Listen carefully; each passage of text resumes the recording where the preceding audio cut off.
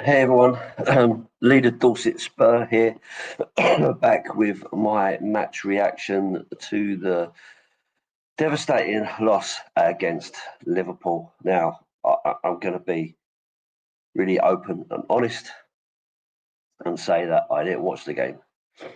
Um, this is obviously the Christmas weekend where you go and catch up with people and do the stuff that you need to do. So I was out visiting my mum. So traveling back, I wasn't able to see the game, driving a long distance. But of course, I've been able to see the result. I've been able to watch some highlights and see the inevitable meltdown that comes from it. So I can't really talk about. So in essence, I can't really talk about the game as such with any kind of um, real knowledge. I guess is what I'm saying. But I didn't want to not do a video just before Christmas, especially when it's such a big loss as well. I don't feel very well. Got a bit of the old sniffles coming, so I'm feeling a bit rough. So if I'm coughing in this, apologies. I'll try to keep it to a minimum. But listen, obviously we're all hurting today. It's a massive loss. Big defeat as well. 6 goals scored against us, albeit we did manage to score three, which kind of does soften it slightly because actually you only lost by three. Could have been a lot worse than that. Looking at the way Liverpool were playing, um, but I don't know. It's just really difficult, isn't it, to talk in any kind of sense or any kind of logic to it all because there is just so much wrong, and I don't think there's anybody who's not to blame in all of this. Of course, inevitably, the finger will be pointed against Ange Postecoglou as the manager, the tactics he employs, and so on. And I don't think you can not call that out. I think going into this game, if you thought that we were going to win it, I think you were probably a bit deluded. In my prediction, I said 2-2. But to be honest with you, that was more in hope than expectation. I did think that we would lose this game, but I don't ever want to call out that my team's going to lose. I always want to call out that my team are going to win. They are going to play well and they're going to do what they need to do to get us over the line. But I had a horrible feeling about this game. And I think I probably need to apologise to people that did think that we were going to lose, saying that they're deluded. They're probably not deluded. They're probably just trying to put a brave face on it and really want to believe in their team, which is a good thing. But I think if you really put your hand on your heart, you know, where's my heart here? Someone, you probably did think to yourself this was going to be the toughest match of the season so far. Liverpool are flying, unbeaten in the Champions League, beating the likes of Real Madrid. One loss in the Premier League this season early on, and they've been unstoppable since. So I don't think there's any shame in losing to Liverpool as such.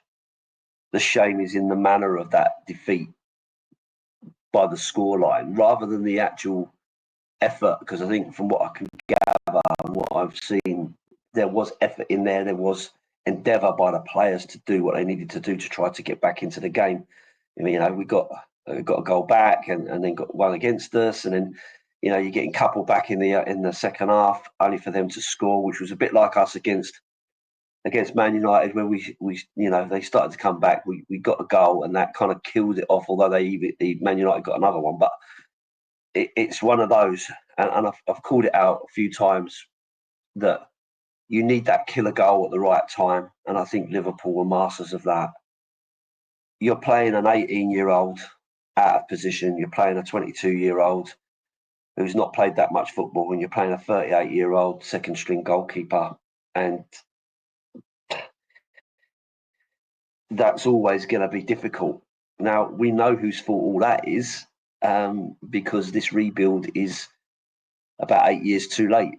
We should have been doing this all the time. We should have been investing in this squad and investing in players in the past, as opposed to how we've kind of gone. The recruitment has been poor, the investment's been poor, and so on. And so that's what brings me to this point, that it's not just all about Ange Postecoglou. Yes, his players didn't play well. You've got injuries, and I get that. And people will point out, or people have started pointing out, that we lost games when we had a forward fit squad. And again, I agree with that. Problem is, you're still not able to rotate those players when you're having those problems. Let's be honest, the only one up until this, like when the games I've watched, I've always felt that we've put the effort in and have been unlucky, except for Crystal Palace, where I thought we were abysmal. The same for Brighton, where we'd smashed them apart and then just basically took our foot off the gas and then couldn't get back into it. And Ipswich, which again, I don't think at the time, I'm trying to think what I said at the time, but I didn't think was a particularly bad game. I thought we did really well, like attacking wise. We just couldn't put the ball at the back of the net. But then you haven't got the quality of players on the bench to change it when you need to, which comes back to this point about recruitment and so on.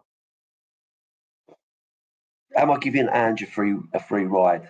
Maybe I'm being a little bit deluded about Ange's ability to actually get us somewhere. Maybe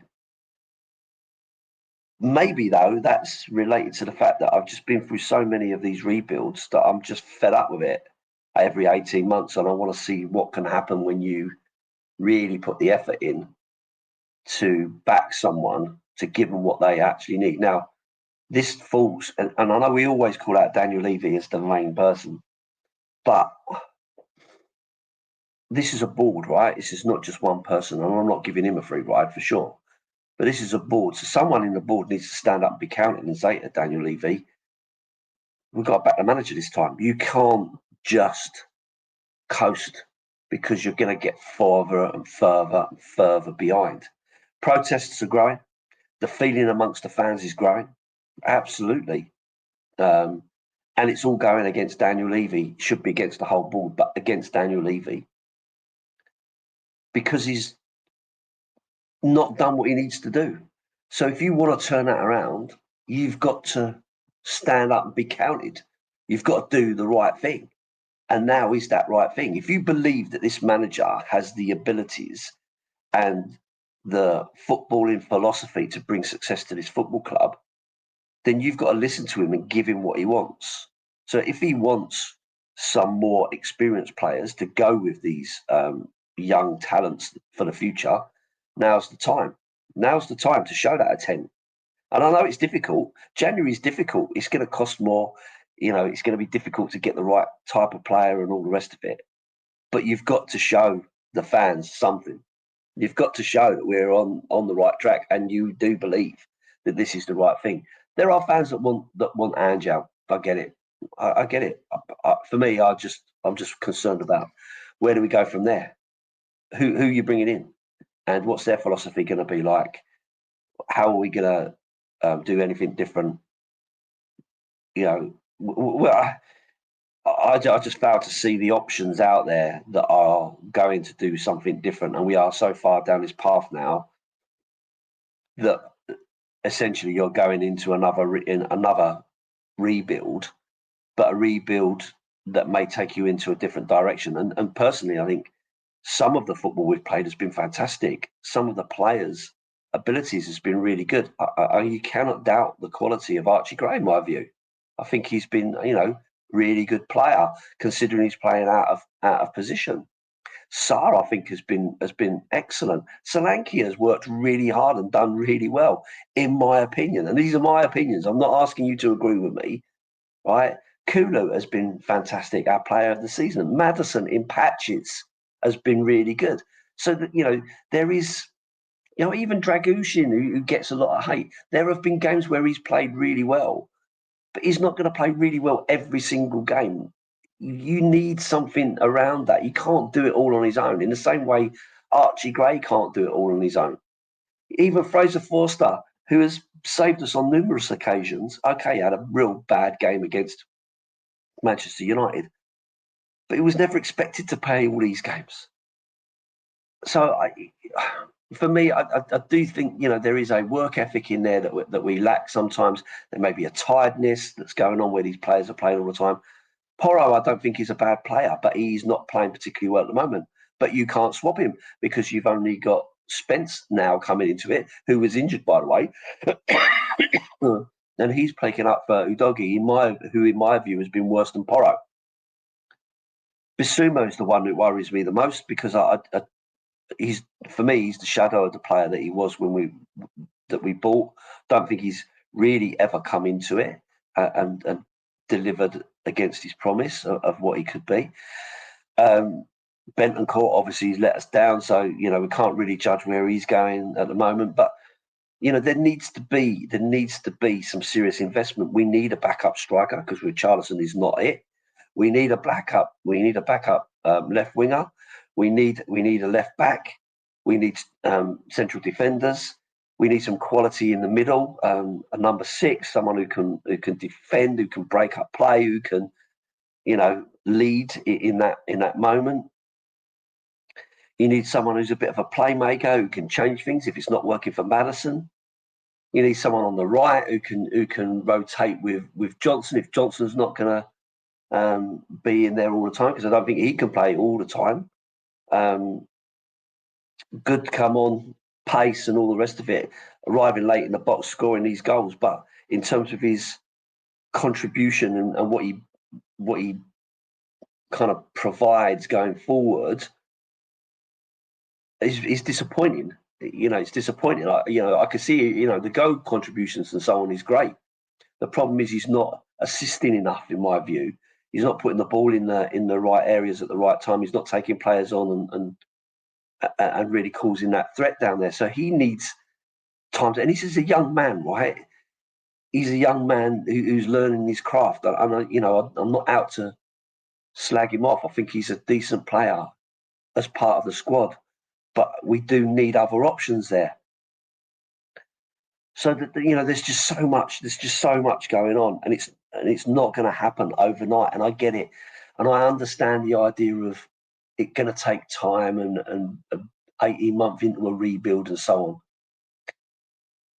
And we talk about having patience and the idea of we've been waiting 20 years for this, but you can only take it from this last 18 months because this is the project we're in now. So if you're not backing this project now, then what's the point? We go to another project, and in 18 months we'll be in the same boat. Maybe it's just because I'm an old person and I've got more patience than some.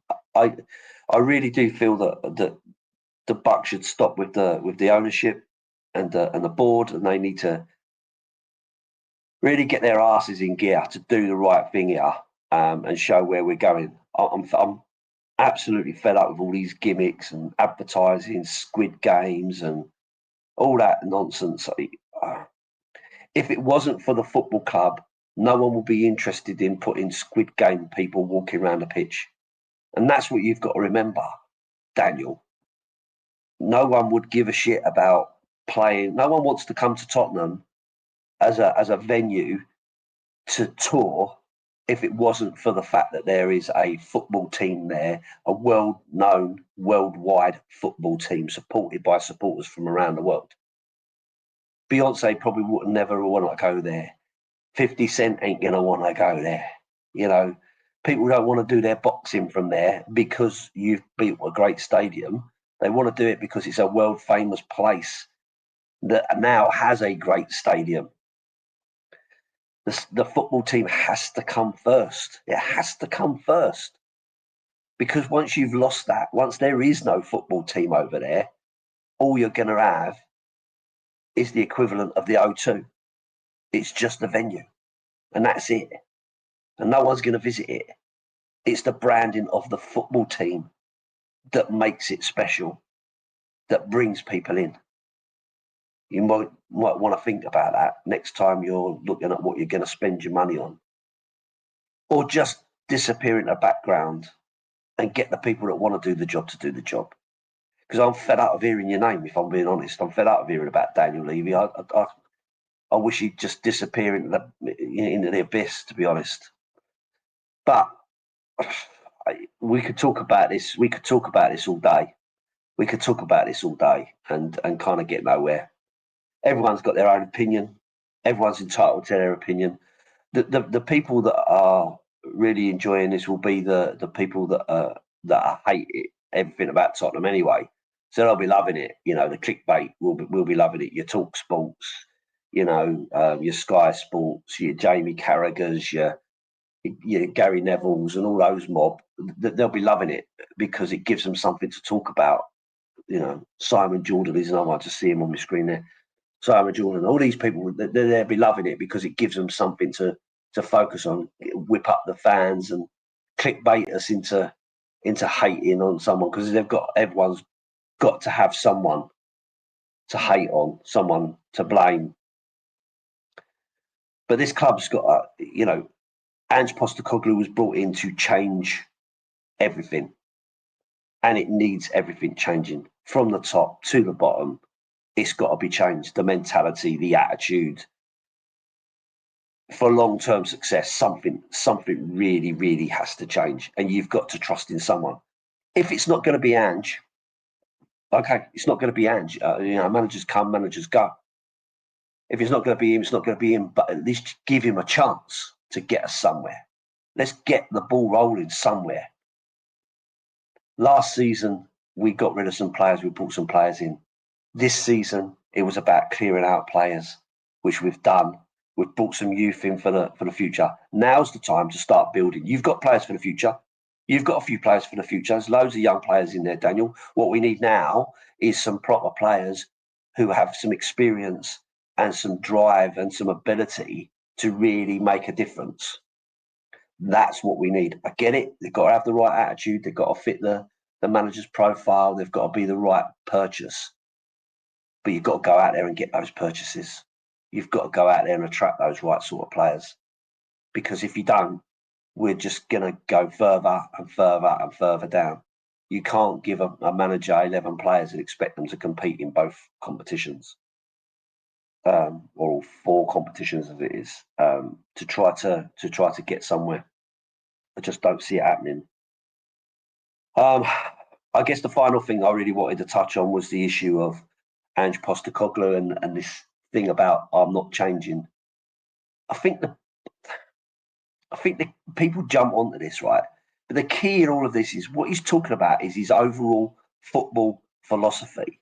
His overall football philosophy is about being an attacking football team that plays attractive football. His philosophy isn't to leave us wide open at back so we can't defend.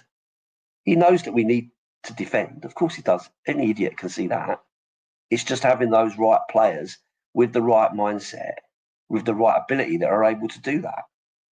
And at this moment in time, we are missing players like Van der Ven, who is a brilliant recovery player, who clears up around you. You haven't got that. There's very few of those sorts of players around. So I just get the point, we're talking about, I want to watch attacking football. I want us to play front foot attacking football. I do. I always have. It's what we've been known for. That's what I want. But do I want us to be able to defend? Of course. Of course I do. And I don't believe for 1 minute that Ange Postecoglou is saying to the players, fuck defending, just keep going forward. Don't worry about defending. That's fine. Of course he's not. Of course he wants them to get back in time. Of course he wants them to be in the right positions. Of course he wants them to defend set pieces. Of course he does. If you think he doesn't, then I don't know what you're thinking. He's a football manager. He's not a fool. You might think he is. You might think he's ridiculous or whatever. But this guy's been doing this for 20 odd years. And you might go, in the lower leagues and blah, blah, blah. I get it. But then at the same time, managers have to come from somewhere, and sometimes it's difficult to get the break to show what they've been doing. And I just think, well, if you take Ange out, who are you getting next? Where have they come from? Where have they managed? What have they won? I don't know. Maybe I'm just a deluded Spur, and that's fine. That's fine. I've got no problem with that. But of course, really disappointed today. Really upset that we've lost the game. Really upset with the direction that we're going. But confident and hopeful, not confident, hopeful that things are going to start to turn around and that we are going to start going in the right direction at some point, provided the things are in place to do that. And why with things in place, I'm talking about the purchases of players and so on that are going to give Ange the tools to do the job.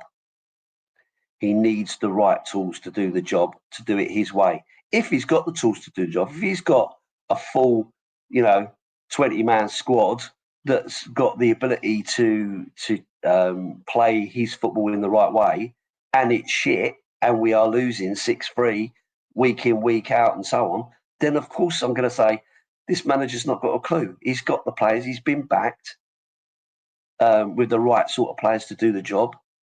Then I'm happy to say maybe this isn't the way to go. Maybe you need someone who has an ability to be a little bit more pragmatic when the time comes for it. But I don't doubt that Ange can be pragmatic when he needs to be, if he has those players, the right players to do that. We could have put 11 men behind the ball against Liverpool, and I still think they would have beat us. I do. I can just see it because they are good. They are a good team. They are beating everybody in front of them.